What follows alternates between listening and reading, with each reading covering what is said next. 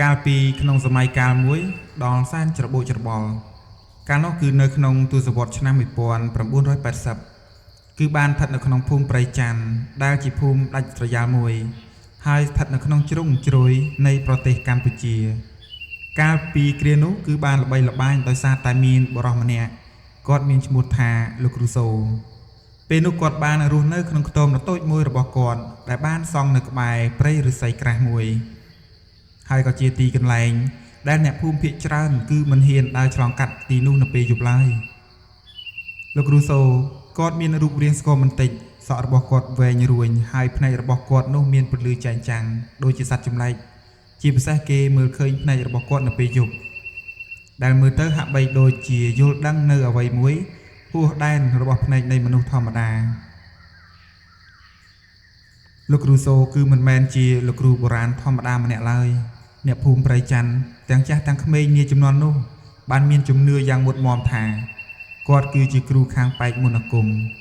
ដែលមានចំណេះដឹងជ្រៅជ្រះខាងពិធីអូមអាមនិងវិជ្ជាមន្តគាថាផ្សេងទៀតរីឯកេរ្តិ៍ឈ្មោះរបស់លោកគ្រូសូនាជំនាន់នោះបានផុសចេញពីសមត្ថភាពដ៏អង់អាចរបស់គាត់នៅក្នុងការដោះស្រាយបញ្ហាដែលលោកគ្រូអាគមដតីទៀតនោះគឺមិនអាចធ្វើបានដូចជាគាត់ឡើយការព្យាបាលនៃជំងឺចម្លែកគាត់ត្រូវបានគេជឿជាក់ថាលោកគ្រូសូគាត់បានដេញនៅពពួកខ្មោចព្រាយបិសាចចូលសន្ធិដ្ឋនៅក្នុងខ្លួនមនុស្សណាម្នាក់ទៅតាមរយៈការសូត្រនៅមន្តគាថាឬប្រើវត្ថុស័ក្តិសិទ្ធិផ្សេងមានដូចជាអង្ករសិលអំបោះសីមាទឹកមុនក៏ដូចជាស្លឹកម្លូយ័ន្តជាដើមការពារភូមិឋានរបស់អ្នកស្រុកនេះចំនួននោះជាពិសេសអ្នកភូមិបានជឿជាក់ថាលោកគ្រូសូគាត់បានដាក់នៅយ័ន្តការពារភូមិប្រៀបដូចជាខែលការពារនៃពពួកខ្មោចព្រាយបិសាចដែលចេញពីក្នុងព្រៃឬក៏ការនិយាយពីពពួកប្រលឹងព្រាយដ៏សាហាវមួយការស្វែងរកនៅវត្ថុលាក់បាំងគាត់ក៏ត្រូវបានគេហៅទៅមើលនៅវត្ថុដែលបានបាត់បង់ជួយមើលដីធ្លីមុននឹងអ្នកភូមិធ្វើផ្ទះសម្បែងដើម្បីបញ្ជានៃការប៉ះពាល់ទៅដល់ម្ចាស់ទឹកម្ចាស់ដីជាពិសេសទៀតនោះគឺការពារនៅអំពើដីអាក្រក់ចំណុចដែលធ្វើឲ្យលោកគ្រូសូនាជំនាន់នោះកាន់តែល្បីនិងគួរឲ្យខ្លាចបំផុតគឺថាសមត្ថភាពរបស់គាត់នៅក្នុងការអន្តងនិងគាត់អាចនិយាយជាមួយពពួកខ្មោចព្រាយទៅតាមរឿងដំណាលពីមាត់មួយទៅមាត់មួយបាននិយាយឡើងថានៅពេលដែលយប់ស្ងាត់ជ្រងំបន្តិចនាខែពេញបរមីលាយឡំជាមួយនឹងសន្សើមប្របនឹងមាត់ព្រៃទីនោះបើសិនជាយើងមើលទៅតាមពន្លឺនៃព្រះច័ន្ទប្រៀបដូចជាក្របពេជ្រដក់ជាប់នៅលើស្លឹកឈើអញ្ចឹងយប់អធ្រាត្រដ៏សែនស្ងាត់មនុស្សម្នាចូលក្នុងដំណេកលងលក់ស្រួលរីឯលោកគ្រូសូតែងតែធ្វើពិធីនៅនឹងខ្ទមរបស់គាត់គួរឲ្យចម្លែកមួយពេលនោះអ្នកភូមិបានឃើញពន្លឺភ្លើងចង្កៀងប្រំអមដោយសំឡេងសូត្រមន្តគាថាតិចរបស់គាត់នាយឡំជាមួយនឹងក្លិនធូបដ៏ឈ្ងុយឈ្ងប់ពេលនោះបានคล้ายទៅជាសញ្ញាមួយបានបញ្ជាក់ថាគាត់កំពុងតែតាក់ទងទៅកាន់ពិភពខាងក្រៅនោះគឺពពួកអមនុស្សនឹងឯងចំណែកឯអ្នកភូមិម្នាក់ដែលបានរស់នៅក្បែរនឹងខ្ទមរបស់គាត់ពេលនោះគាត់បានបាត់គោរបស់គាត់មួយក្បាលនាចំនួននោះបន្ទាប់មកបុរសម្នាក់នោះបានដើរទៅសុំជំនួយពីលោកគ្រូសូបានធ្វើពិធីយប់មួយនោះហើយនៅពេលដែលព្រឹកព្រលឹមគាត់បានប្រាប់ពីទីតាំងដែលគោនោះបានបិសាចព្រៃចាប់យកទៅលាក់ទុកដើម្បីធ្វើជាអាហារដោយអ្វីដែលបងប្អូនបានដឹងហើយកាលពីចំនួននោះគឺប្រជាពលរដ្ឋខ្មែរយើងទើបតែចេញពីភ្លើងសង្គ្រាមប្រល័យពូជសាសន៍រស់នៅតាមកុលសម្ព័ន្ធប្រៀបដូចជាពពួកជនជាតិភាគតិចអញ្ចឹងជាពិសេសគឺរស់នៅតាមដងព្រៃដ៏សែនជ្រៅអាចប្រកបរបរបរបាញ់សត្វចំណែកឯខ្លះទៀតពេញនិយមរស់នៅតាមដងទន្លេស្ទឹងបឹងបួរងាយនឹងធ្វើស្រែចម្ការដូចជារកត្រីរកសាច់ជាដើមចឹងទៅពេលទៅដល់ទីនោះស្រាប់តែលោកគ្រូសូបានទស្សន៍ទាយในទីកន្លែងដែលព្រាយបិសាចចាប់គោរបស់បុរសម្នាក់នោះយកទៅលាក់នៅពេលដែលគាត់ទៅដល់ទីនោះគាត់បានឃើញគោនោះនៅពិតប្រាកដមែនប៉ុន្តែស្ថិតនៅក្នុងសភាពដែលមិនអាចនិយាយបានបើទោះបីជាគាត់មានកេរ្តិ៍ឈ្មោះដ៏ល្បីយ៉ាងណាក៏ដោយកាលពីឆ្នាំ1980នឹងត្រូវបានអ្នកភូមិគោរពកោតខ្លាចគាត់យ៉ាងណាក្តីក៏លោកគ្រូសូ រស់នៅក្នុងភាពឯការបស់គាត់អញ្ចឹងគ្មាននរណាម្នាក់ដឹងពីប្រវត្តិដ៏ពិតប្រាកដរបស់លោកគ្រូសូឡើយមានអ្នកភូមិម្នាក់ទៀតបានជំនុំគ្នានិយាយអំពីរឿងរ៉ាវរបស់គាត់ពីមួយថ្ងៃទៅមួយថ្ងៃពេលនោះគេបានថាគាត់បានរៀនវិជ្ជាទាំងអស់នេះមកពីណាចំណែកឯអ្នកខ្លះទៀតបានសួរគ្នាឆ្ងល់ដោយពិធីមួយតើហេតុអ្វីបានជាគាត់ជ្រើសរើសយកទីកន្លែងមករស់នៅក្នុងភូមិព្រៃច័ន្ទនេះលោកគ្រូសូគឺមិនដែលទារកកម្រៃអ្វីឡើយនៅក្នុងការជួយសង្គ្រោះទៅកាន់អ្នកភូមិគឺទទួលយកតែអ្វីដែលអ្នកភូមិមានចិត្តជ្រះថ្លាឲ្យគាត់តែប៉ុណ្ណោះនោះគឺសបញ្ជាក់ឲ្យឃើញផងដែរថាលោកគ្រូសូនៅពេលដែលគាត់ព្យាបាលទៅកាន់អ្នកភូមិណាម្នាក់ដែលកើតគ្រោះចង្រៃផ្សេងគាត់មិនដែលទាមទារកម្រៃអ្វីនោះទេវាអាស្រ័យទៅលើតែទឹកចិត្តរបស់ក្រុមគ្រួសារអ្នកជំងឺតែប៉ុណ្ណោះពេលនោះអ្នកភូមិបានអះអាងថាគាត់បានក្លាយទៅជាបង្គោលដ៏សំខាន់នៃជំនឿហើយក៏ជាក្តីសង្ឃឹមចុងក្រោយរបស់អ្នកភូមិព្រៃច័ន្ទផងដែរនៅក្នុងពេលដែលការគំរាមកំហែងពីធម្មជាតិជាពិសេសនោះគឺពពួកខ្មោចព្រាយបិសាចនៅក្នុងតំបន់នោះដែលមានឥទ្ធិពលខ្លាំងក្លាទៅលើជីវិតប្រចាំថ្ងៃរបស់ពួកអ្នកភូមិនិយាយអំពីខ្សែជីវិតរបស់លោកគ្រូសូវិញនៅក្នុងភូមិព្រៃច័ន្ទនាឯទសវត្សរ៍ឆ្នាំ1980នោះបានឆ្លុះបញ្ចាំងពីជីវិតរបស់សហគមន៍ជនបទមួយនៃប្រទេសកម្ពុជានៅសម័យនោះដែលពោរពេញទៅដោយជំនឿអរូបីនិងការជឿជាក់លើអំណាចអាថ៌កំបាំងមួយគាត់គឺមិនមែនត្រឹមតែជាលោកគ្រូអាគមនោះទេតែជាផ្នែកមួយនៃប្រវត្តិសាស្ត្រនៃវប្បធម៌ដ៏អាថ៌កំបាំងផងដែរពេលនោះលោកគ្រូសូគាត់បានធ្លាក់នៅក្នុងសតិអារម្មណ៍របស់អ្នកស្រុកគ្រប់គ្នានៅតំបន់ភូមិព្រៃច័ន្ទជារៀងរហូតមុនពេលដែលលោកគ្រូសូคล้ายទៅជាបរិសុទ្ធស្ងៀមស្ងាត់នាជំនាន់នោះដោយសារតែគាត់ចេះនៅរបៀនហេតុដូច្នេះហើយគាត់មិនចង់បញ្ចេញឲ្យនរណាម្នាក់បានដឹងថាគាត់ចេះនៅរបៀនគាថានោះឡើយដោយសារតែគាត់គិតថាបើសិនជាគេដឹងថាគាត់ចេះនៅរបៀនផ្សេងនោះច្បាស់ជាមានលោកគ្រូអាគមអាក្រក់ផ្សេងទៀតចូលមកបង្ហាញរិទ្ធដើម្បីប្រឡងប្រជែងវិជ្ជាអាគមទៅកាន់គាត់ចាក់ជាមិនខានឡើយគាត់ពេលនោះដែលជាមនុស្សម្នាក់ធ្លាប់មានឈ្មោះបោះសម្លេងថាជាលោកគ្រូចិត្តធម៌ឬក៏ជាពពួកគ្រូអាគមចិត្តធម៌នឹងឯងនៅក្នុងខ្ទមនាភូមិព្រៃច័ន្ទពេលនោះក៏ធ្លាប់មានបុរសម្នាក់ផងដែរដែលមានឈ្មោះថាពៅគេគឺជាកូនប្រុសរបស់លោកមេភូមិមួយដែលរស់នៅក្នុងតំបន់ដទៃទៀតជាប់នឹងភូមិព្រៃច័ន្ទនោះឯងពេលនោះគាត់ស្រាប់តែធំដឹងក្តីឡើងคล้ายទៅជាកំឡោះពោពេញទៅដោយក្តីស្រមៃមួយហើយក៏មានរូបឆោមលោមពណ៌ស្រស់សង្ហាផងដែរនឹងមិនធ្វើអ្វីពាក់ព័ន្ធជាមួយនឹងអាគមឡើយជីវិតរបស់ពៅត្រូវបានគេរៀបចំយ៉ាងល្អប្រសើររហូតដល់គាត់បានលងស្នេហ៍ជាមួយនឹងនារីម្នាក់ឈ្មោះថានាងមុំនោះគឺជាកូនស្រីដ៏ស្រស់ស្អាតរបស់លោកគ្រូទាយប្រចាំភូមិហើយទំនាក់ទំនងរបស់ពួកគេនោះកាន់តែរីកដុះដាលយ៉ាងឆាប់រហ័សផងនៅគ្រានោះពួកគេបានសន្យានឹងគ្នាថានឹងរៀបការជាមួយគ្នានៅពេលណាមួយរឿងដ៏ជូរចត់នៅពេលនោះបានកើតឡើងនៅក្នុងឆ្នាំ1975ដែលជាពេលវេលាវិលត្រឡប់ទៅខាងក្រោយវិញមុនពេលដែលគាត់បានធ្លាប់ផ្លាស់ប្ដូរមករស់នៅក្នុងភូមិព្រៃច័ន្ទនេះនៅពេលដែលសង្គ្រាមស៊ីវិលបានផ្ទុះឡើងយ៉ាងខ្លាំងក្លានៅពេលនោះនាងមុំបានគ្រួសារមួយផ្សេងទៀតផងដែរដែលជាអ្នកខ្លាំងពូកែខាងរបៀនអំណាចអាគមហើយបានមកសុំដណ្ដឹងយកទៅបង្ខំធ្វើជាកូនប្រពន្ធពៅបានព្យាយាមការពារគូស្នេហ៍របស់ខ្លួនយ៉ាងខ្លាំងក៏ប៉ុន្តែគាត់គ្មានអំណាចក្នុងការប្រឆាំងជាមួយនឹងក្រុមអ្នកមានឥទ្ធិពលនោះឡើយគេប្រើដោយសារតែរបៀនអាគមចឹងហើយបានជាគាត់គ្មានសិទ្ធិនិងគ្មានលទ្ធភាពដណ្ដើមយកនាងសោកនាដកម្មដ៏ធំបំផុតនោះនៅក្នុងការប៉ះទង្គិចមួយនាងមុំត្រូវបានគេចាប់យកទៅចំណែកឯបុរសពៅបានព្យាយាមតាមរកនាងប៉ុន្តែអ្វីគាត់ដែលបានឃើញនៅនឹងលើកចុងក្រោយនោះគឺការបាត់បង់នាងមុំជារៀងរហូតនៅក្នុងហេតុការណ៍ដ៏អយុត្តិធម៌មួយលាយឡំជាមួយនឹងភាពខូខើផងធ្វើឲ្យចិត្តរបស់គាត់មួម៉ៅនិងចង់អាឃាតទៅកាន់ពពួកក្រុមអ្នកមាននោះព្រឹត្តិការណ៍នេះមិនត្រឹមតែបានឆក់យកជីវិតគូស្នេហ៍របស់គាត់ប៉ុណ្ណោះនោះទេប៉ុន្តែវាក៏បានបំផ្លាញព្រលឹងនិងសេចក្តីស្រមៃ របស់គាត់ទាំងស្រុងផងដែរដោយមានការជឿចាប់យ៉ាងខ្លាំងនឹងហើយក៏ដូចជាមានការចង់សងសឹកទៅក្នុងក្រុមអមនុស្សនោះពេលនោះគេក៏សម្រេចចិត្តបោះបង់ជីវិតជាមនុស្សធម្មតាហើយក៏ចាប់ផ្ដើមទៅស្វែងរកមធ្យោបាយដើម្បីទទួលបានអំណាចអាគមដែលអាចជួយគាត់កុំឲ្យរងគ្រោះថ្នាក់ដូចមុនទៀតគាត់បានដើរចាកចេញពីភូមិកំណើតហើយបានបោះបង់នៅពេលវេលាជាច្រើនឆ្នាំដើម្បីរៀននៅវិជ្ជាអាគមពីលោកគ្រូចម្លែកផ្សេងៗដែលមានទីលំនៅដាច់ស្រយាលរៀងៗខ្លួននៅក្នុងតំបន់ដ៏សែនព្រៃជ្រៅនោះមុនអន្តងព្រាយដើម្បីអាចតាក់ទងជាមួយនឹងព្រលឹងនាងមុំដែលបានបាត់បង់ទៅនោះដើម្បីការពារខ្លួនពីគ្រោះថ្នាក់នៅពេលនោះគាត់ចាប់ផ្ដើមសិក្សាពីអាគមរបស់គាត់ក្រោយពេលដែលគាត់បានបញ្ចប់ការសិក្សារៀននៅវិជ្ជាការមុនគាថាបែបងងឹតទាំងអស់នោះគាត់បានបដូរឈ្មោះទៅជាសូនេះហើយគឺជាជីវិតរបស់លោកគ្រូសូ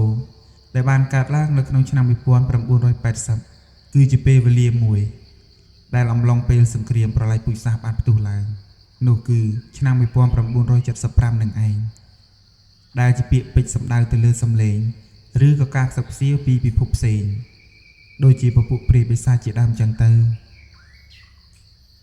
បើទោះបីជាគាត់មានអំណាចខាងមុនអាគមគាថាខ្លាំងប៉ុណ្ណាយ៉ាងណាក៏ដោយក្តី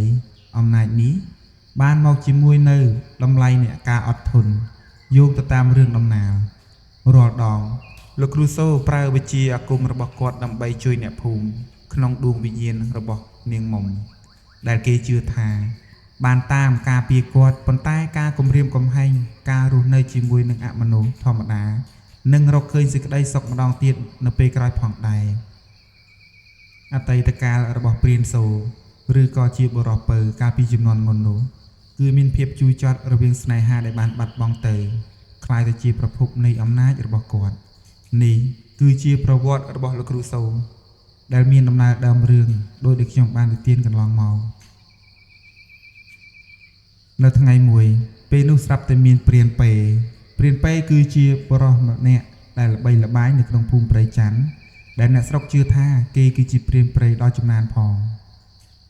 គាត់មានភ្នែកវាងវៃណាស់និងធ្លាប់ស្គាល់គ្រប់ជ្រុងជ្រោយនៃពពួកសត្វព្រៃនៅក្នុងជ្រលងភ្នំដែលហ៊ុំព័ទ្ធទៅដោយភូមិគាត់មិនសូវជឿទៅលើអរូបីនោះទេតែគាត់បានជឿទៅលើកម្លាំងដៃនៃការបាញ់កំភ្លើងនិងបទពិសោធន៍ផ្ទាល់ខ្លួនប៉ុន្តែថ្មីនេះបានជួបប្រទះនៅឧបសគ្គចម្លែកមួយពេលនោះសត្វព្រៃដែលគាត់ធ្លាប់បាញ់យ៉ាងណាយ៉ាងងាយស្រួលក្តីក៏ស្រាប់តែបានបាត់អស់ទៅចំណែកឯកំភ្លើងរបស់គាត់តែងតែបាញ់ទៅលើសត្វអ្វីនោះគឺបានសម្រេចប៉ុន្តែនៅពេលនេះសត្វដែលបានលេចមុខចេញឡើងនៅចំពោះមុខគាត់នោះអ្នកភូមិខ្សឹបខ្សៀវថាព្រៃច័ន្ទលែងជាព្រៃធម្មតាទៀតហើយវាអាចគេងឿងឆ្ងល់នឹងអំណាចរបស់គ្រូសូសត្វនោះគឺជាព្រាយជ្រូកព្រៃដែលបានជួបប្រទះជាមួយនឹងព្រានពេលនោះព្រានគាត់ត្រៀមនឹងបាញ់ទៅហើយប៉ុន្តែដោយសារតែវាមានយានពិសេសរបស់វាបានហក់កិច្ចចូលទៅក្នុងព្រៃដ៏សែនជ្រៅមួយដ៏អាត់កំបាំងនៅថ្ងៃមួយគាត់បានសម្រេចចិត្តឡើងទៅលើភ្នំដ៏សែនខ្ពស់បំផុតដែលអ្នកភូមិមិនសូវហ៊ានទៅដល់នោះទេគាត់បានដើរតាំងតែពីព្រឹកព្រហៀមនៅក្នុងបំណងចង់ស្វែងរកអាព្រាយជ្រូកព្រៃនោះហើយក៏ដូចជាចង់ស្វែងរកនៃអំណាចមូលហេតុអ្វីបានជាធ្វើឲ្យអាព្រាយជ្រូកព្រៃនោះវាមានឥទ្ធិពលកំភ្លើងរបស់គាត់បាញ់មិនចេញសោះនៅពេលដែលគាត់ដើរកាត់ជ្រលងភ្នំដ៏សែនស្ងាត់ជ្រងំមួយក៏ស្រាប់តែគាត់បានឃើញខ្ទមដ៏តូចមួយដែលមិនធ្លាប់មាននរណាគេទៅដល់នៅទីនោះឡើយពេលនោះគាត់ក៏បានឧទាននៅក្នុងចិត្តរបស់គាត់ដោយការងឿងឆ្ងល់ថាពុទ្ធោអើយពុទ្ធោហេតុអ្វីបានជាទីនេះមានខ្ទមមនុស្សអញ្ចឹងខ្ញុំជឿជាក់ថាប្រកាសជាមានពពួកសច្ចាំងឬក៏គ្រូអាគមណាម្នាក់រស់នៅទីនេះហើយមើលទៅបន្ទាប់ពីគាត់បានឧទានចប់គាត់ក៏បោះជំហានម្ដងបន្តិចដើរទៅនឹងខ្ទមនោះនៅនឹងខ្ទមនោះគឺមានវត្តមានរបស់លោកគ្រូសូនឹងឯងដែលកំពុងតែអង្គុយបិទភ្នែកសមាធិនៅលើបន្ទះក្តារចាស់មួយនៅពេលនោះឯងមានអារម្មណ៍ភ័យខ្លាចបន្តិចប៉ុន្តែភាពអស់សង្ឃឹមនៅក្នុងចិត្តរបស់គេក៏ដូចជាការបាត់បង់មុខរបរបានជំរុញឲ្យគាត់បោះជំហានទៅមុខបន្តិចម្ដង ស្របពេលនោះលោកគ្រូសូគាត់បានបើកភ្នែកពីការធ្វើសមាធិរបស់គាត់មុនពេលដែលពេបានដើរទៅដល់នៅពេលនោះគាត់បានសម្លឹងមើលទៅកាន់ពេដោយទឹកមុខស្ងប់ស្ងាត់ដូចជាបានដឹងមុនថាពេនឹងមកដល់ទីនេះបន្ទាប់ពីពេបានទៅដល់កន្លែងខ្ទមរបស់លោកគ្រូសូហើយគេបានដឹងយ៉ាងច្បាស់ថានោះគឺជាលោកគ្រូអាគមឬក៏ពពួកសច្ចាំងដែលកំពុងតែធ្វើសមាធិធម៌នៅលើកំពូលភ្នំនឹងឯងបន្ទាប់ពីគាត់បានយល់ជ្រាបយ៉ាងនេះពេបានបោះជំហានទៅបន្តិចហើយគាត់បានលូតជង្គង់អោនគោរពប្រតិបត្តិហើយបានរៀបរាប់ពីបញ្ហាដែលគាត់ជួបប្រទះកន្លងមកពេលនោះគាត់បាននិយាយឡើងថាគាត់មិនខ្លាចព្រៃទេឬសត្វសាហាវអ្វីប៉ុន្តែគាត់ខ្លាចអំណាចដ៏អាថ៌កំបាំងដែលកំពុងតែធ្វើឲ្យជីវិតរបស់គាត់ទន់ខ្សោយនៅពេលនោះលោកគ្រូសូគាត់បានយល់យ៉ាងច្បាស់ហើយថាវាប្រកាសជាព្រាយជ្រូកព្រៃនឹងឯងបន្ទាប់ពីគាត់បានយល់លោកគ្រូសូបាននិយាយទៅកាន់ពេថាឯងមិនអីទេនៅតែឲ្យស្ងៀមទៅចាំយើងរៀបចំរបៀងអាគមមួយបញ្ចុះទៅក្នុងក្របកំភ្លើងចាំមើលអាព្រាយជ្រូកព្រៃដែលឯងចង់បោះបាញ់វានោះតើវាកិច្ចទៅណាទៀតតំបន់នេះតាំងពីយើងមករស់នៅទីនេះជិត30ឆ្នាំទៅហើយយើងគឺមិនបានចុះទៅក្នុងភូមិឡើយដូច្នេះឯងស្នាក់នៅទីនេះជាមួយនឹងយើងមួយយប់សិនទៅចាំមើលថាតើវត្តមានព្រាយជ្រូកព្រៃនោះវានឹងមករកឯងទៀតដែរឬទេពេលនោះពេបាននិយាយថាគ្រូសូខ្ញុំសូមអង្វរសូមលោកមេត្តាបង្ហាត់បង្រៀននៅរបៀងអាគមគាថាដល់ខ្ញុំផងខ្ញុំមិនចេះនៅរបៀងអ្វីសោះខ្ញុំត្រូវការវិជ្ជាទាំងអស់នោះខ្ញុំគ្រាន់តែត្រូវការវិជ្ជាមួយដើម្បីការពារខ្លួនពីអ្វីដែលខ្ញុំមើលមិនឃើញក៏ដូចជាពពួកអមនុស្សផ្សេងៗដែលតែងតែប៉ុនប៉ងយីយីមកកាន់រូបខ្ញុំនឹងណាលោកគ្រូសូមលោកគ្រូជួយបង្រៀនខ្ញុំផងតើបានទេនៅពេលនោះលោកគ្រូសូគាត់ធ្វើទឹកមុខស្មាហើយក៏នៅស្ងៀមមួយសន្ទុះធំក្រោយមកមុននឹងគាត់ឆ្លើយតបដោយសំឡេងស្អកដោយមានឥទ្ធិពលមួយគាត់បានពោលឡើងថាកូនឯងផ្លូវនេះកូនឯងចង់ដើរទីណាមិនមែនជាផ្លូវងាយស្រួលឡើយវិជ្ជាអាគមវាមិនមែនគ្រាន់តែជាពាក្យពេចន៍នៃការសូត្រឬក៏បង្កើតជាយន្តគាថាដែលងាយនោះទេវាគឺជាការបដូរផ្ដាច់នៅជីវិតផ្ទាល់ខ្លួននិងការរស់នៅជាមួយនៃការបាត់បង់មួយវិញទៀតកូនគឺត្រូវតែកាន់សច្ចៈយ៉ាងទៀងត្រង់ហើយឯងនេះគឺមិនទាន់ត្រៀមខ្លួនបានល្អពេញលេញនៅឡើយនោះទេដូច្នេះឯងកុំទាន់អាលចង់រៀនអីវាអាចនឹងធ្វើឲ្យឯងវិនាសនៅថ្ងៃណាមួយបើសិនជាឯងមិនកាន់នៅដំណំរបៀងអាគមទាំងអស់គឺស្ថិតទៅលើតែមនុស្សណាដែលចេះរក្សាពាក្យសច្ចៈនិងកាន់ដំណំបើមិនដូច្នេះទេអាគមទាំងអស់នោះវានឹងវាយប្រហារឯងថ្ងៃណាមួយចាក់ជាមិនខានឡើយបន្ទាប់ពីឮដូច្នេះពេនៅតែទទូចសុំឲ្យលោកគ្រូសូបង្រៀនព្រោះគាត់ជឿថាមានតែអំណាចអាគមដូចជាលោកគ្រូសូទេទើបអាចដោះស្រាយបញ្ហាដែលគាត់បានជួបប្រទះកន្លងមកបាននៅពេលនោះគាត់បានបង្ហាញនូវការតាំងចិត្តដ៏មុតមមរបស់គាត់ទៅកាន់លោកគ្រូសូឲ្យបានដឹងដោយសារតែគាត់ឃើញការតាំងចិត្តរបស់ពេដូច្នេះហើយទើបលោកគ្រូសូបានជំរុញដោយភាពអស់សង្ឃឹមមួយលោកគ្រូសូបានដកដង្ហើមធំហើយបានយល់ព្រមបង្រៀនទៅកាន់ពេនៅរបៀងអាគមគាថារបស់គាត់ប៉ុន្តែគាត់នៅពេលនោះបានដាក់លក្ខខណ្ឌដ៏តឹងរ៉ឹងមួយទៅកាន់ពេការសន្យាដ៏ធ្ងន់ធ្ងរពេលនោះពេត្រូវសន្យាថានឹងប្រើវិជ្ជានេះដើម្បីទៅការពារខ្លួននិងក្រុមគ្រួសារក៏ដូចជាជួយសង្គ្រោះមនុស្សធម្មតាតែប៉ុណ្ណោះគឺមិនតម្រូវឲ្យពេយកអាគមទាំងអស់នេះទៅសងសឹកឬក៏ប្រើនៅក្នុងអំពើខ្មៅងងឹតណាឡើយបើសិនជាក្បត់សន្យាវិជ្ជាអាគមគាថាវានឹងត្រឡប់បកមកធ្វើបាបខ្លួនវិញនៅថ្ងៃណាមួយសន្យាមួយទៀតនោះគឺការរស់នៅក្នុងភាពឯការយៈពេលនៃការរៀនសូត្រពេត្រូវតែរស់នៅក្បែរខ្ទមរបស់លោកគ្រូសូដោយផ្ដាច់ពីប្រព័ន្ធនៃការរស់នៅក្នុងសង្គមមនុស្សនិងក្រុមគ្រួសារដើម្បីវឹកហាត់ផ្លូវចិត្តនិងស្មារតីឲ្យបាននឹងណដើម្បីគ្រប់គ្រងនៅមុនអាគមគាថារបស់លោកគ្រូសូឲ្យបានវិជ្ជាអាគមនេះគឺមិនពេញលេញលោកគ្រូសូបន្ទាប់ពីគាត់បានគិតយ៉ាងច្បាស់ហើយថាបើសិនជាពេកាន់នៅរបៀងអាគមនោះដើម្បីយកទៅបង្ក្រាបពពួកខ្មោចព្រាយបិសាចឬក៏សត្វព្រៃគឺត្រូវតែមានការតាំងចិត្តឲ្យបានហ្មត់ចត់នៅពេលនោះគាត់បានយល់យ៉ាងច្បាស់ហើយគាត់ក៏ចាប់ផ្ដើមយល់ព្រមបង្រៀនវិជ្ជាការអាគមទាំងអស់នោះទៅកាន់ពេមានដូចជាវិជ្ជាបំបាំងខ្លួននិងវិជ្ជា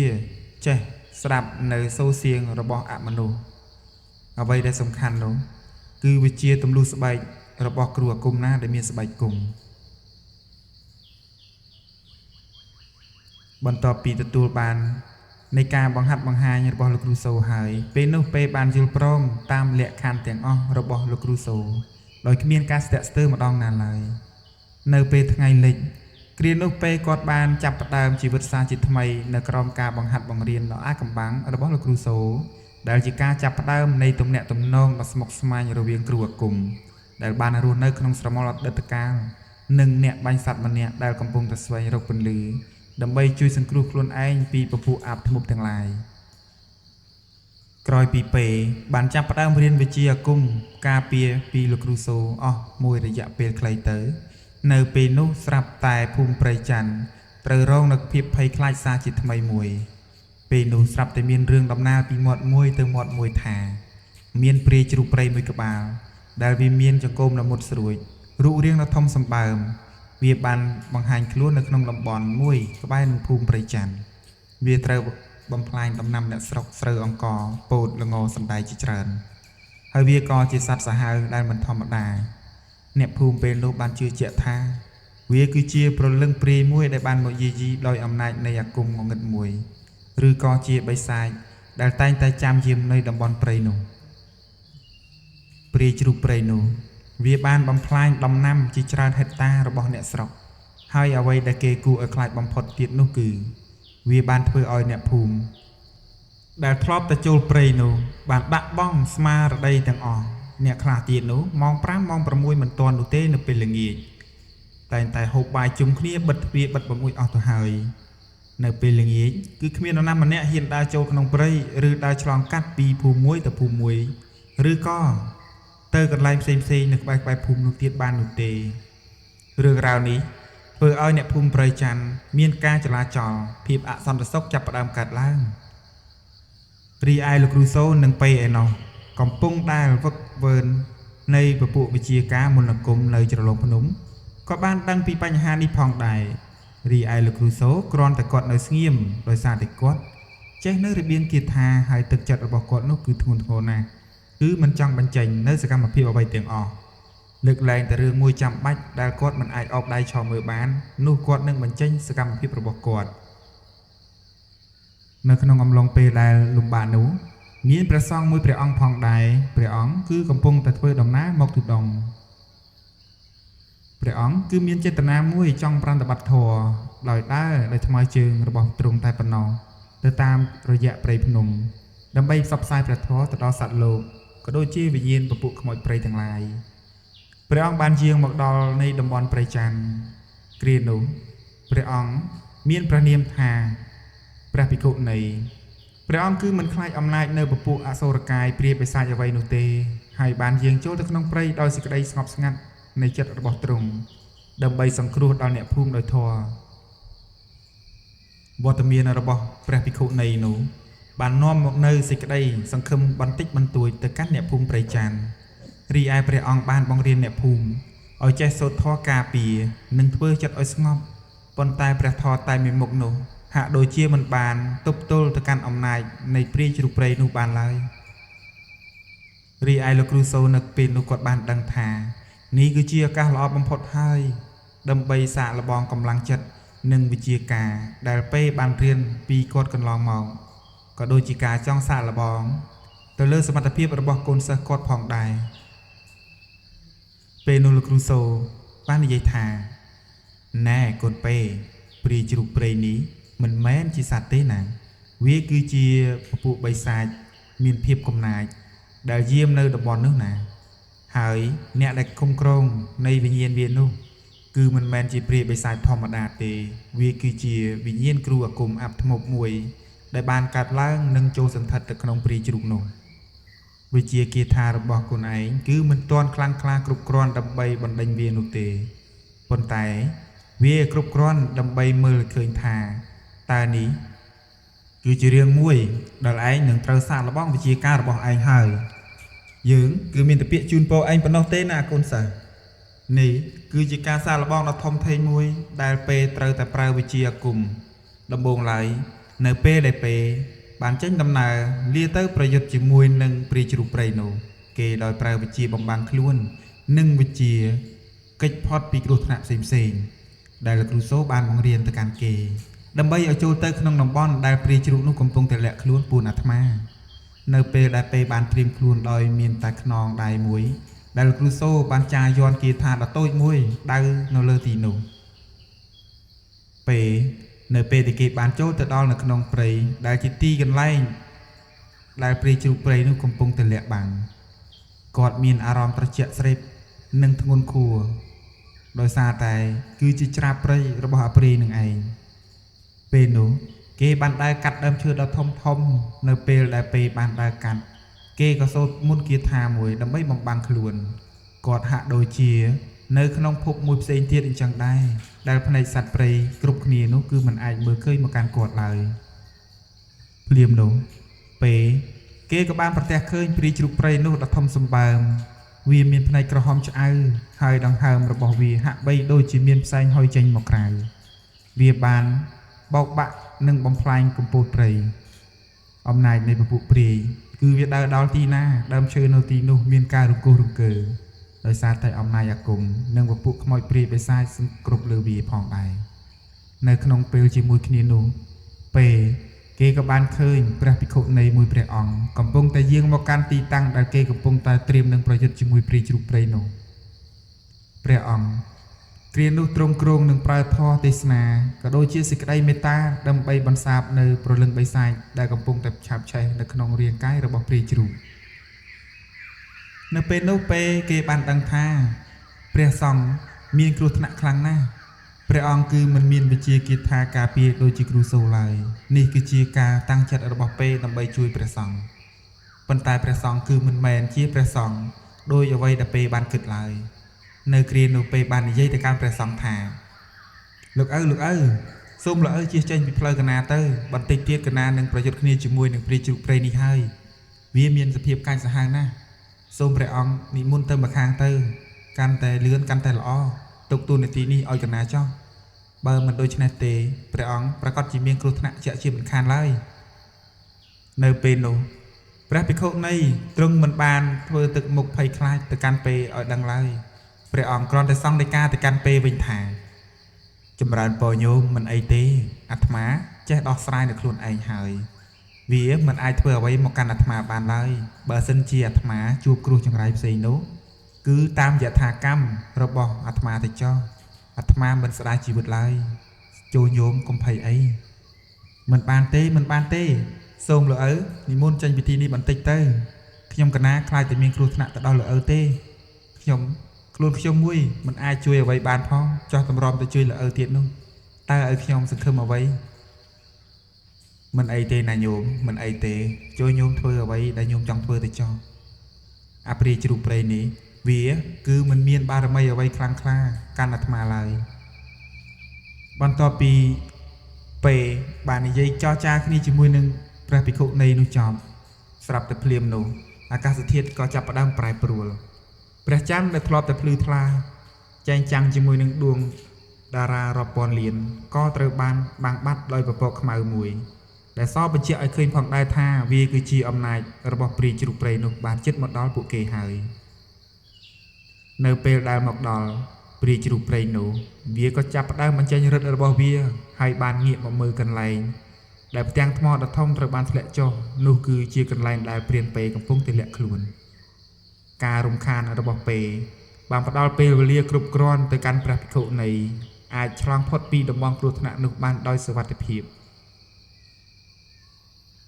នៅពេលដែលឃើញព្រះអង្គមានសុវត្ថិភាពពេបានរត់មករកលោកគ្រូសូវិញយ៉ាងលឿនដើម្បីរាយការណ៍អំពីដំណឹងនេះឲ្យគាត់បានឃើញពេលនោះគេក៏បានពោលទៅកាន់លោកគ្រូសូដោយសំឡេងភ័យស្លន់ស្លោថាលោកគ្រូខ្ញុំបានឃើញវាហើយខ្ញុំបានជួយសង្គ្រោះព្រះសង្ឃមួយអង្គផងដែរព្រះអង្គកំពុងតែគេចផុតពីគ្រោះថ្នាក់ហើយនៅពេលនោះទឹកមុខរបស់លោកគ្រូសូពេលនោះ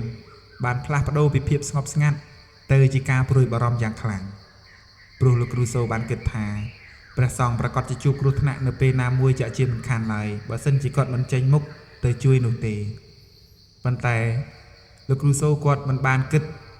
ត្រូវដូចជាព្រះសង្ឃនិងព្រានពេបាននិយាយគ្នាឡើយធម្មពលគឺជាអ្វីទៅពេលនោះគាត់បានឧទានវាអាចបណ្ដាលចេញដោយគ្រាន់តែវិជាការពារវាទាមទារនៅវិជាអន្តងប្រលឹងមួយរបស់លោកគ្រូអាគមវិជាការនេះគឺបានផ្ដើមឡើងចេញពីចិត្តរបស់លោកគ្រូសូនឹងឯងប៉ុន្តែការប្រើវិជាអន្តងមានន័យថា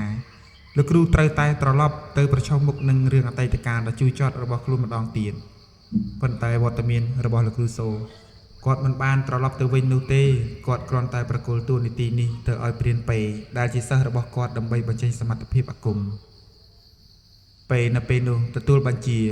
និងភារកិច្ចទាំងឡាយបន្ទាប់ពីលោកគ្រូសូបានដាក់បន្ទុកទៅលើខ្លួនពេលនោះលោកគ្រូសូគាត់គ្រាន់តែនិយាយទៅកាន់ព្រានពេថាណែកូនសិស្ស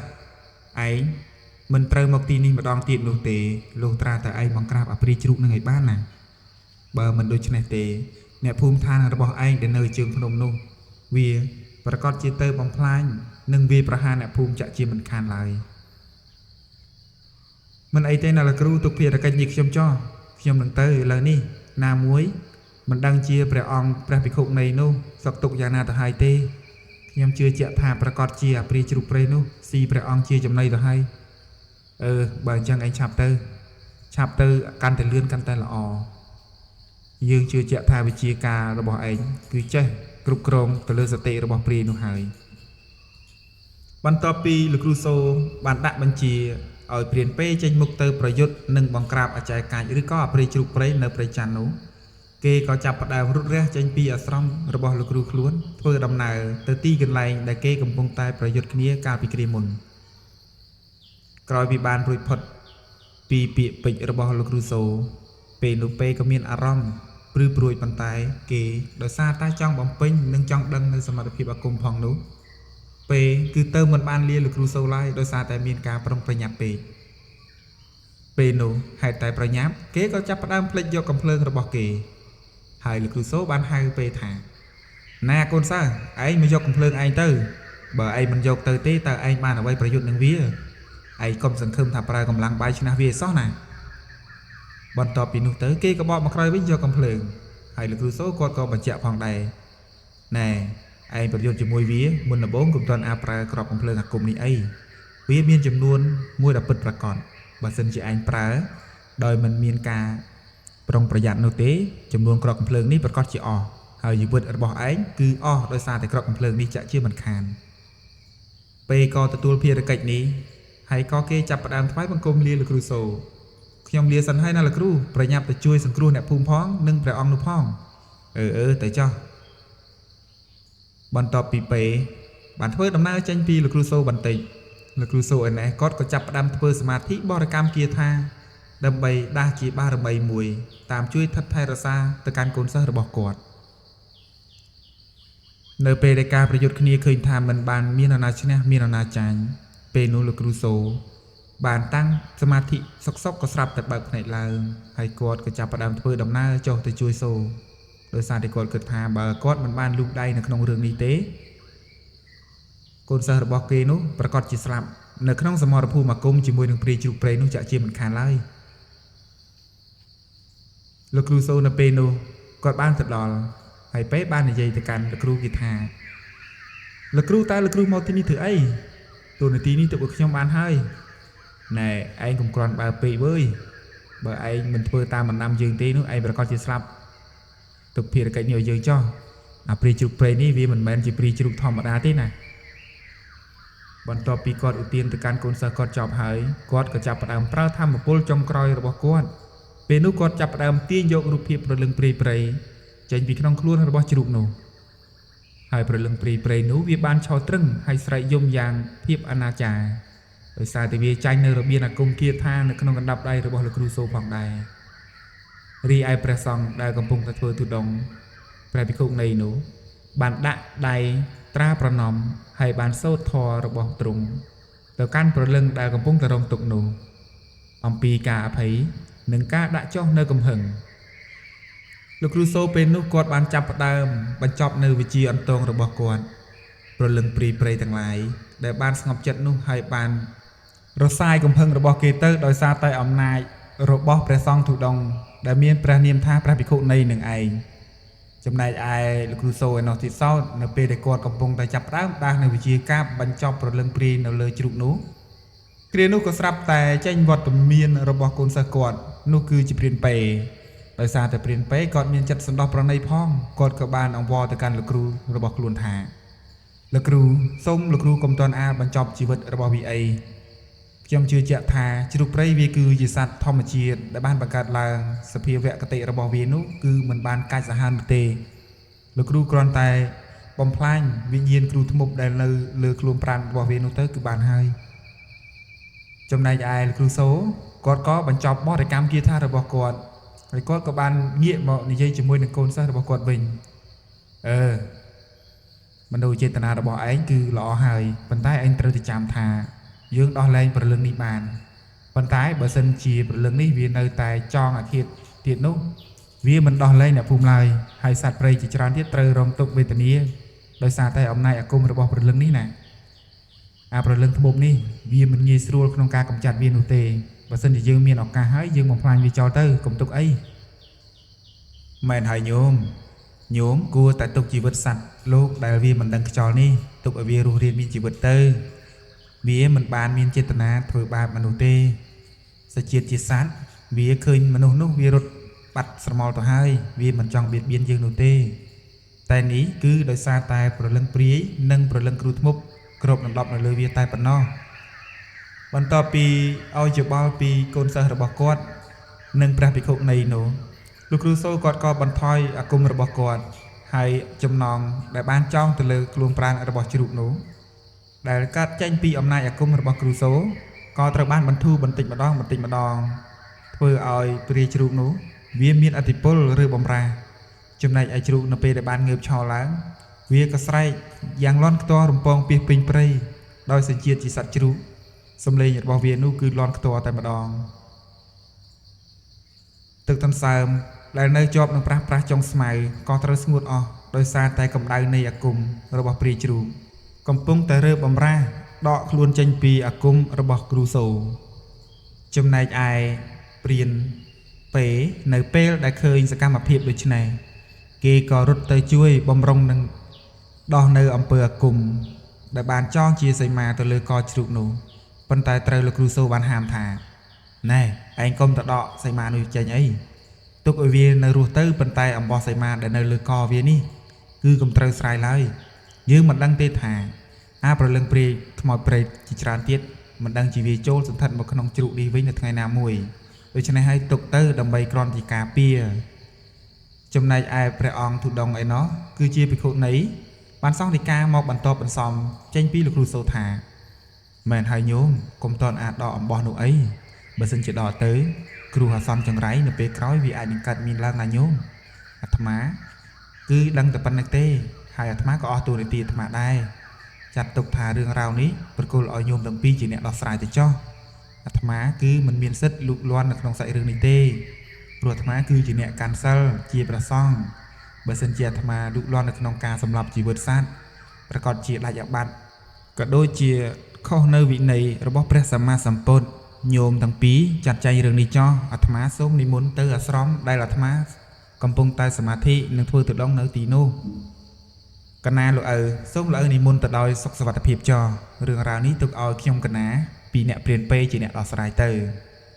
ចំណែកឯសភាវៈជ្រូកព្រៃនោះកំពុងតែដេកដកដង្ហើមប៊ីសនឹងដាច់ខ្យល់ទៅហើយនៅសល់តែដង្ហើមចុងរឹតតែប៉ុណ្ណោះដោយសារតែការរឹតចំណងពីសីមារបស់លោកគ្រូសូសឹងតែដាច់បំពង់ករបស់វាទៅហើយចំណែកឯមនោចេតនារបស់ព្រានពេនៅពេលដែលឃើញដូច្នេះគេក៏មានការអាណិតគេក៏បានសូមអង្វរឲ្យលោកគ្រូរបស់គេនោះទុកជីវិតសត្វជ្រូកនោះឲ្យរស់រានមានជីវិតចំណែកឯលោកគ្រូសូក៏ធ្វើតាមបណ្ដាំរបស់កូនសិស្សហើយគាត់បានសូត្រនៅមន្តគាថាទាញនៅព្រលឹងគ្រូធ្មប់និងក៏ដូចជាពពួកខ្មោចព្រៃទាំងអស់នោះទៅម្ខាងនៅពេលដែលចូលទៅដល់ម្ខាងទៀតនៃអាគមរបស់គាត់ហើយគាត់ក៏ចាប់ផ្ដើមសូត្រនៅមន្តគាថាបំបែកនៃដួងព្រលឹងទាំងអស់នោះរីឯពពួកដួងព្រលឹងឬក៏ជាព្រាយព្រៃទាំងអស់នោះវាត្រូវបានកម្ចាត់ដោយអាគមរបស់លោកគ្រូសូសម្រែកនៃការឈឺចាប់ចងរឹតរួតដុតបំផ្លាញនៃអាគមរបស់លោកគ្រូសូ ក៏លន់លឺខ្ទាល់ខ្ទាពីពេញដែនព្រៃនៅទីនោះទាំងកណ្ដាលអាត្រៀតសពសត្វដែលតែងតែរកស៊ីនៅពេលយប់មានដូចជាចង្រិតកណ្ដូងនិងបាក់សាបាក់សីជាច្រើនទៀតបានស្ងាត់សម្លេងអស់សភាពព្រៃទាំងមូលក៏ត្រូវបានស្ងាត់ជ្រងំគួរឲ្យខ្លាចចំណែកឯពពកដែលខ្មៅរសាត់បាត់អស់ទៅនោះគឺសពបញ្ជាក់ឲ្យឃើញផងដែរថាអំណាចរបស់ព្រាយព្រៃគឺត្រូវបានបាត់បង់ចំណែកឯអ្នកស្រុកណាភូមិដែលនៅជើងភ្នំឯណែគេក៏ក្រឡេកមើលទៅលើកំពូលភ្នំឃើញសភាវៈគួរឲ្យរន្ធត់ពេលនោះអ្នកភូមិម្នាក់គាត់បាននិយាយទៅកាន់ប្រពន្ធរបស់គាត់កំពុងតែដេកនៅក្នុងផ្ទះនោះថាពុទ្ធោអើយម៉ៃវាមើលចុះមើលទៅលើកំពូលភ្នំឯណោះពពកខ្មៅបាំងព្រះច័ន្ទត្រូវបានរសាត់អស់ទៅហើយនេះប្រកាសជាពពួកគ្រូអាគមទាំងអស់នោះត្រូវបានកម្ចាត់អព្រាយជ្រូកនោះហើយមើលទៅបើសិនជាអញ្ចឹងមែននោះយើងលែងមានផលពិបាកនឹងការខ្លាចរអាទៅកាន់អព្រាយជ្រូកនោះទៀតហើយណាម៉ែវានៅពេលដែលប្តីបានឧទានចប់ទៅប្រពន្ធក៏ចាប់ផ្ដើមងើបពីដំណេកយកដៃទាំងគូរបស់គាត់ញីភ្នែកទាំងមមីមើលគាត់ក៏ចាប់ផ្ដើមឲ្យប្តីរបស់គាត់ទល់បង្អួចឲ្យខ្ពស់ហើយគាត់ក៏អើតមើលទៅលើកំពូលភ្នំផងដែររួចគាត់ក៏ដកដង្ហើមធំទាំងសេចក្តីធូរស្រាលពេលនោះគាត់ក៏និយាយទៅកាន់ប្តីរបស់គាត់វិញមែនហើយពុកវាខ្ញុំជឿជាក់ថាពួកគេទាំងអស់គ្នានោះប្រកាសជាបង្ក្រាបអព្រាយជ្រូកនោះហើយតើពុកវាឯងមានចាំទេនៅពេលយប់ទោះបីជាខែភ្លឺមេឃស្រឡះយ៉ាងណាក៏ដោយនៅពេលដែលវាចុះពីលើភ្នំមកស៊ីស្រូវស៊ីអង្ករពោតដំណាំរបស់អ្នកស្រុកយើងនេះគឺតែងតែមានពពកខ្មៅដ៏ធំសម្បើមបាំងពីលើវានោះហើយគឺជាអំណាចរបស់វានឹងណាវាពិតជាខ្លាំងក្លាណាស់អំណាចរបស់វានោះខ្ញុំសប្បាយចិត្តតើពុកវាបើសិនជាដូចពុកវាឯងគិតមែននោះកុំគិតច្រើនអីតោះនាំគ្នាដេកទៅវិញទៅកុំឲ្យពិបាកចិត្តអីចាំស្ដាប់តែដំណឹងពី3ថ្ងៃទៀតទៅពួកគាត់នឹងចុះពីលើកំពូលភ្នំមកយើងនឹងដឹងរឿងរ៉ាវទាំងអស់នោះហើយម្យ៉ាងវិញទៀតខ្ញុំជឿជាក់ថាបារមីអាគមរបស់លោកគ្រូសូ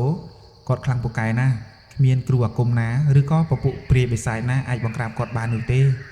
ហើយបើតាមที่ខ្ញុំដឹងទៀតនោះចេញពីសម្ដីរបស់លោកមេភូមិណាគឺខ្ញុំគិតថានេះគឺដោយសារតែបារមីរបស់ព្រះសង្ឃទុដងផងដែរទើបអាចយកឈ្នះទៅលើវាបានណាម្យ៉ាងវិញទៀតគាត់ក៏មានកូនសិស្សរបស់គាត់ដែរនោះគឺព្រានពេដែលជាអតីតព្រានព្រៃចេញពីភូមិរបស់យើងនេះណា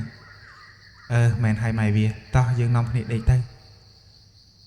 នៅពេលដែលពួកគាត់ទាំងពីរបានចរចាគ្នានិងសន្ទនាគ្នាមួយសន្ទុះពួកគាត់ទាំងពីរអ្នកប្តីប្រពន្ធក៏នាំគ្នាដេកលងលក់បាត់ទៅនៅក្នុងដំណេករាត្រីយប់ស្ងាត់នៅលើកំពូលភ្នំនៅពេលដែលពពួកប្រលឹងខ្មោចព្រៃទាំងអស់នោះត្រូវបានកម្ចាត់ពួកគាត់ទាំងពីរគឺលោកគ្រូសូនិងព្រានពេគាត់បាននាំគ្នាឡើងទៅអង្គុយលើធ្នាក់ឫស្សីដែលបានសង់នៅលើមែកឈើដ៏ខ្ពស់មួយដើមពេលនោះពួកគាត់ទាំងពីរគ្រាន់តែសម្លឹងមើលមកកាន់សភាវៈសត្វជ្រូកដែលកំពុងតែត្រដាបត្រដួសជិតនឹងដាច់ខ្យល់ប៉ុន្តែនៅពេលនោះលោកគ្រូសូបាននិយាយទៅកាន់ពេថាអ្នកពេតើឯងគិតដូចយើងទេឯងគួរតែទៅជួយវាឬក៏ឯងសំងំនៅលើធ្នាក់នេះបើឯងចុះទៅភាពគ្រោះថ្នាក់នៅក្នុងព្រៃនេះមិនប្រកាសទេថានឹងមានសុវត្ថិភាពមកកាន់ឯងតើឯងគិតយ៉ាងណាមិនអីទេលោកគ្រូខ្ញុំមិនធ្វើអ្វីព្រេះប្រាស់នោះទេបើសិនជាខ្ញុំចុះទៅពេលនេះប្រកាសជាមានគ្រូផ្សេងព្រោះឯនៅក្នុងព្រៃនេះសត្វចម្លែកច្រើនណាស់បើសិនជាព្រាយព្រៃទាំងអស់នេះត្រូវបានកម្ចាត់ដោយលោកគ្រូយ៉ាងណាក៏ដោយ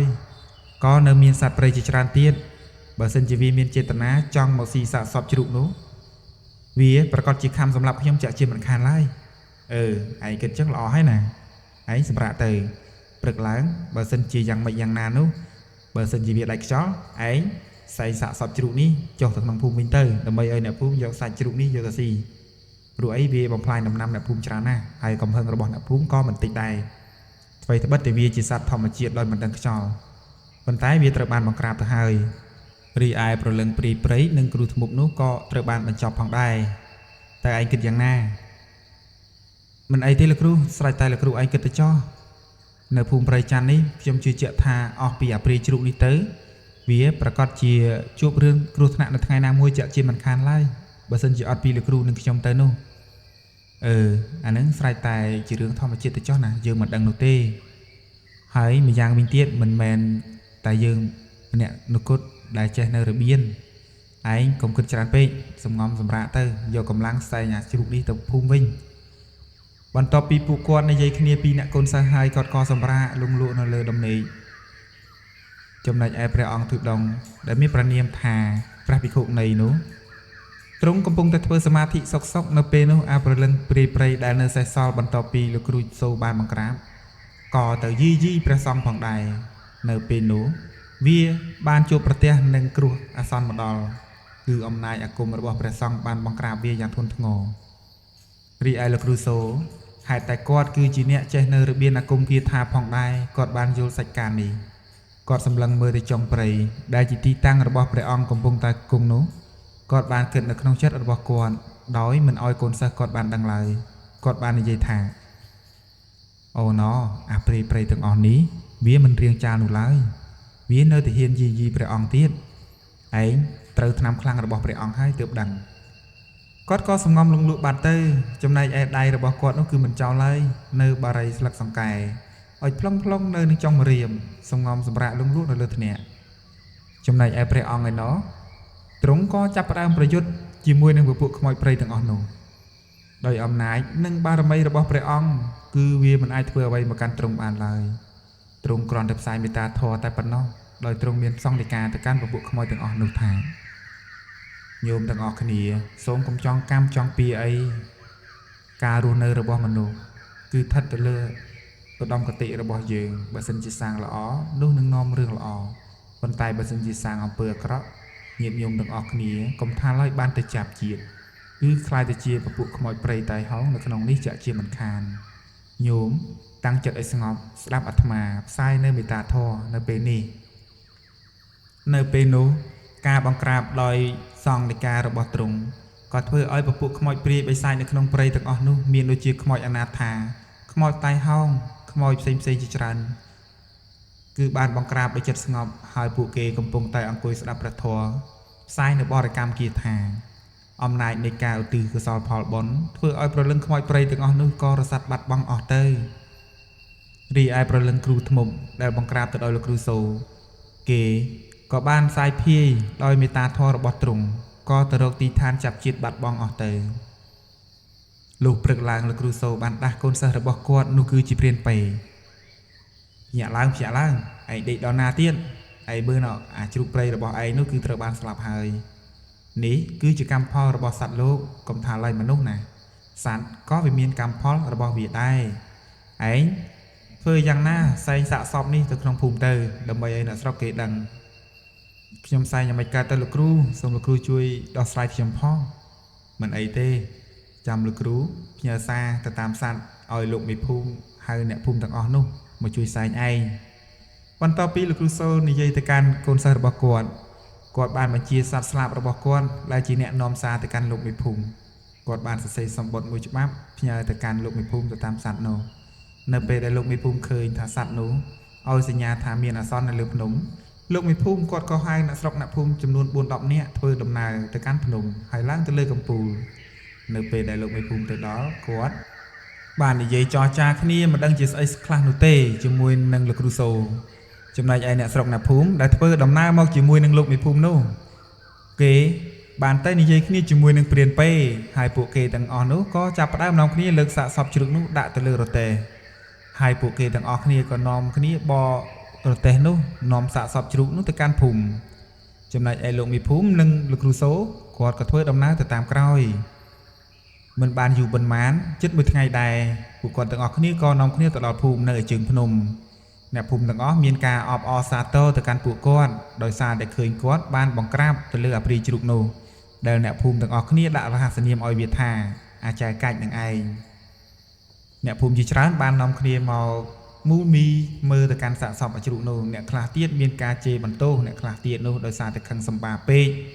ការកំបិតនឹងពុថៅមកកាប់ម្នាក់មួយបន្តិចម្នាក់មួយបន្តិចទៅដើម្បីឲ្យរំសាយកំហឹងពួកគាត់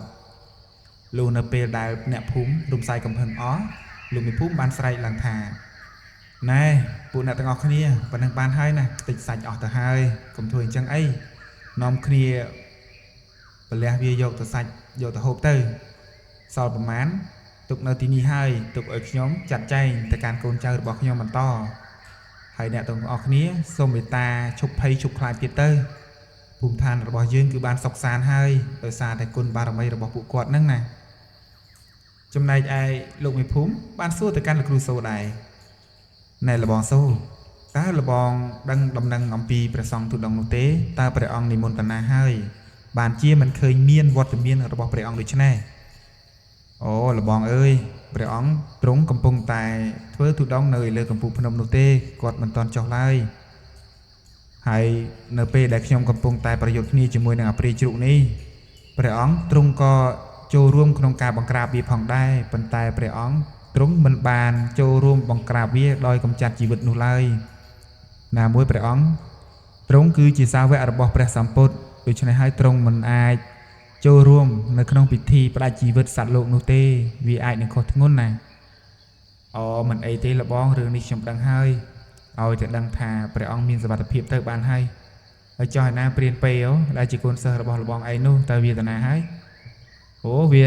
ទៅផ្ទះវាបាត់ហើយជួបប្រពន្ធកូនរបស់វាបានរៀនអាគមរៀនអីនោះជាច្រើនឆ្នាំមកដែរខ្ញុំរំទៅបានចុះពីលើភ្នំនោះអូមិនអីទេបន្តិចទៀតវានឹងមកវិញហើយនៅពេលដែលលោកមេភូមិនិងព្រានសូនិយាយគ្នាទិដ្ឋភាពនៅពេលនោះមានការអ៊ូអរជាខ្លាំងគាត់កំពុងតែនិយាយគ្នាគាត់ក៏ងាកទៅកាន់ប្រពន្ធរបស់គាត់ហើយបាននិយាយថាម៉ែវាអើយម៉ែវាណែដាំតែដាំអីណាយកមកឲ្យលបងពិសាទៅឥឡូវនេះលបងមានការហត់នឿយជាខ្លាំងនៅទៅលើកំពូលភ្នំឥឡូវនេះគាត់បានចុះមកដល់ខាងក្រោមហើយមិនអីទេពួកវាចាំមួយផ្លែសិនណែលបងរងចាំបន្តិចទៅខ្ញុំនឹងទៅដាំតែដើម្បីជូនលបងពិសាប្រែកគ្នាលេងសិនចុះណា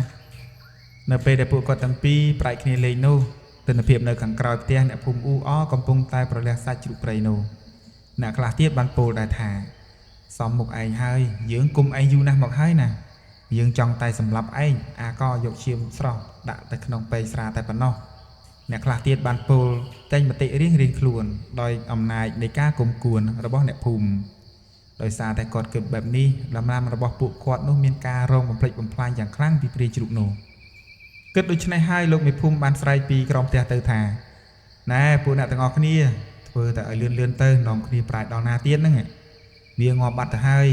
អ្នកទាំងអស់គ្នាកុំគិតច្រើនពេកតិចទៀតហ្នឹងយកបាត់แล้วហើយពិបាកធ្វើឥឡូវហ្នឹងមិនអីទេលបងអើយនេះគឺជាអារម្មណ៍របស់ពួកខ្ញុំខឹងសម្បាទៅលើវាតែប៉ុណ្ណោះមិនអីទេចិត្តរួចហើយភាពអ៊ូអរនៅពេលយប់ឡើងពួកអ្នកស្រុកអ្នកភូមិក៏ចាប់ផ្ដើមធ្វើពិធីជប់លៀងអបអរ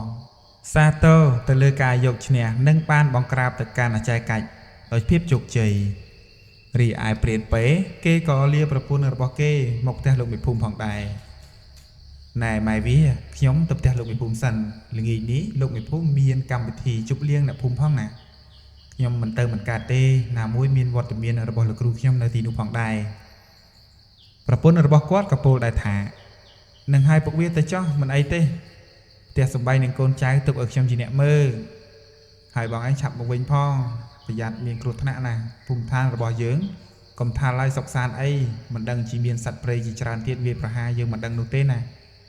មិនអីទេខ្ញុំនឹងទៅលើនេះនៅពេលដែលគាត់លាប្រពន្ធរបស់គាត់ហើយគាត់ក៏ធ្វើដំណើរទៅផ្ទះលោកមេភូមិទិដ្ឋភាពនៅពេលនោះជប់លៀងយ៉ាងអ៊ូអរប្រពទៅដោយភាពត្រជាក់ត្រជុំចំណែកឯកម្មវិធីនៅពេលដែលបានបញ្ចប់ទៅលុះដល់ស្អែកឡើងលោកមេភូមិនៅពេលដែលដឹងដំណឹងថាព្រះភិក្ខុនៃនិមន្តចុះទៅលើភ្នំមកកាន់ទីអារាមវិញអ្នកភូមិព្រៃច័ន្ទជាច្រើនក៏នាំគ្នាមូលមតិបានប្រជុំគ្នាហើយសួរទៅកាន់លោកមេភូមិថាលោកមេភូមិយើងមិនត្រូវតែធ្វើពិធីតែអ្នកភូមិតែប៉ុណ្ណោះទេយើងក៏ត្រូវតែធ្វើពិធីបុណ្យមួយដើម្បីយកចំហាន់នំនែកយកទៅប្រគេនព្រះសង្ឃផងដែរហើយណាមួយស្រុកទេសរបស់យើងនេះ